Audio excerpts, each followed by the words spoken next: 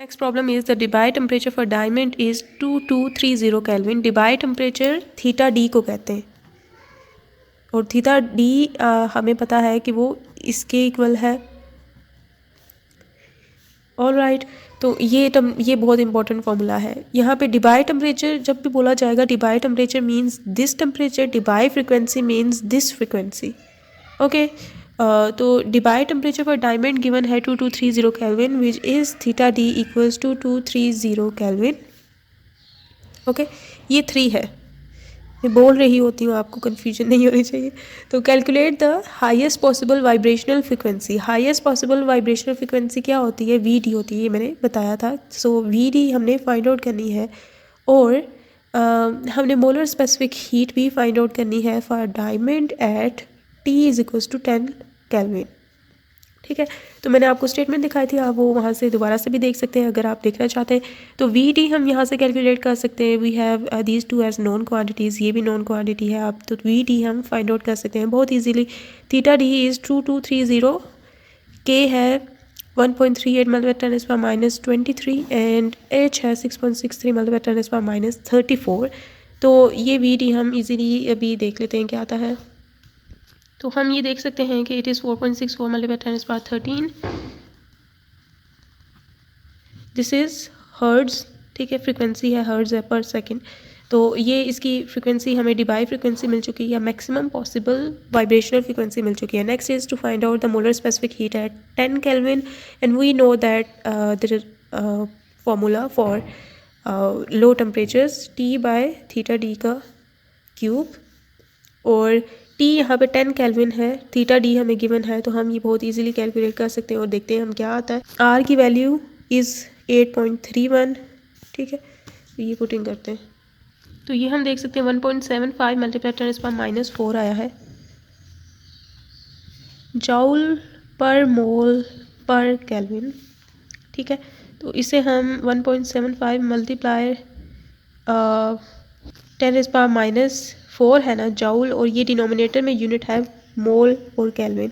यहाँ तक आप कर लें तो भी ठीक है. ठीक है, यूनिट्स की कन्वर्जन में कन्फ्यूजन आप ना ही पालें तो अच्छा है. तो ये उनके लिए जो रिस्क लेना चाहते हैं. ऊपर 10⁻³ थी ना, तो वो भी नीचे +3 कर चुकी, -1 ऊपर ही रहने दी, मोल और ये केल्विन. तो ये किलो बन जाएगा 1.75 मल्टीप्लाई 10⁻⁻1 जॉल पर किलो मोल केल्विन. तो ये एक इसका ये डेसिमल पीछे कर दिया, तो जॉल पर किलो मोल इसको ऐसे लिखते हैं पर केल्विन. तो ये हम CV इसका हमने फाइंड आउट कर लिया है. ठीक है, तो ये किलो जब इसके साथ है ना, पर मोल के साथ है, तो ये डिनोमिनेटर में है एक्चुअली. ठीक है, जो यूनिट के साथ हो रहा होता है वही प्रीफिक्स के साथ हो रहा होता है, लेकिन प्रीफिक्स शो नहीं करता कि उसके साथ क्या क्या हो रहा है. तो एग्जाम्पल नेक्स्ट है for copper the latest specific heat at low temperature has behaviour of means उन्होंने ये वैल्यू दी हुई है 4.6 × 10⁻² टी क्यूब. आगे यूनिट्स उन्होंने दिए हुए जिनमें वो है. Estimate the Debye temperature for copper. तो CV हमें गिवन है विच इज़ 4.6 × 10⁻² टी क्यूब, और ये जॉल पर किलो मोल पर केल्विन में है. तो हमने डिबाई टेम्परेचर फाइंड आउट करना है कि क्या है कॉपर के लिए. CV is 12/5/4 R T bye theta D का क्यूब. तो ये लिख सकते हैं अलग अलग से, T cube by theta D cube हो. ठीक है, CV की वैल्यू पुट कर देते हैं 4.6 × T cube 12/5/4 R T cube by theta D cube. T cube ये टी क्यूब कैंसिल, ये इधर ले आते हैं, ये इधर ले जाते हैं, थीटा क्यूब तो ये π4 R और ये 4.6 × 10 एंड बेयर इन माइंड कि यहाँ पे ये पर किलो मोल में था. ठीक है, तो इसे हम कर देते हैं कन्वर्ट स्टैंडर्ड यूनिट में. ये यहाँ पे डिनोमिनेटर में ऊपर जाएगा ना जब, तो ये 10⁻³ ऊपर आएगा तो किलो हट गया.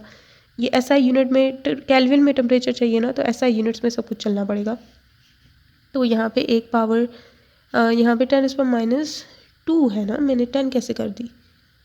ठीक है, ये -2 है, इसकी पावर इसके साथ थी, तो यहाँ पे भी ये -2 और साथ ही -3 भी एक और आ गई इसके साथ. अब ठीक है, ऐसा यूनिट में रहने के लिए। और अब यहाँ पे आर की वैल्यू 8.31 है, ये सारी वैल्यूज़ हमें पता है। तो थीटा डी का क्यूब आएगा, जिसका क्यूब रूट लेंगे तो टेम्परेचर आपके पास आएगा 348 kelvin. Okay, next example is estimate the Debye temperature of gold if its atomic weight is 197, its density is 1.9 and the velocity of sound in it is 2100 metre per second. जब sound की velocity आएगी ना, तो वो जो आपके पास we D cube में के फॉर्मूला में 9n/4 pi we 1 our we, ये दोनों है ना, ये इक्वल हो जाते हैं साउंड के केस में। जब आप साउंड लेते हो तो ये दोनों इक्वल है, तो ये 3/v³ बन जाएगा।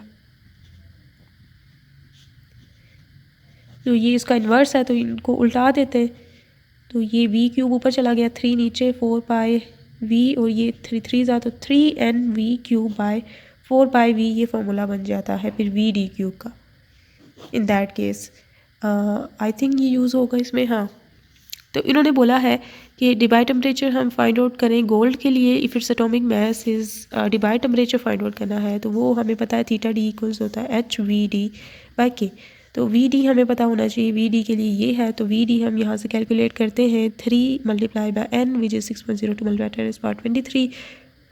Speed of sound is given which is 2100। तो यहाँ पे 2100 का square divided by 4 pi N V जो है molar mass divided by density in grams per metre cube हमने पुट करनी है। तो डेंसिटी इज़ यहाँ पे एटॉमिक वेट 197 गिवन है और डेंसिटी गिवन है 1.9 × 10⁻4 kg पर मीटर क्यूब। kg का k की वैल्यू पुट कर दी मैंने यहाँ पे, ठीक है। किलो की वैल्यू पुट कर देंगे तो ये ग्राम्स पर मीटर क्यूब में ऑटोमेटिकली हो जाएगा।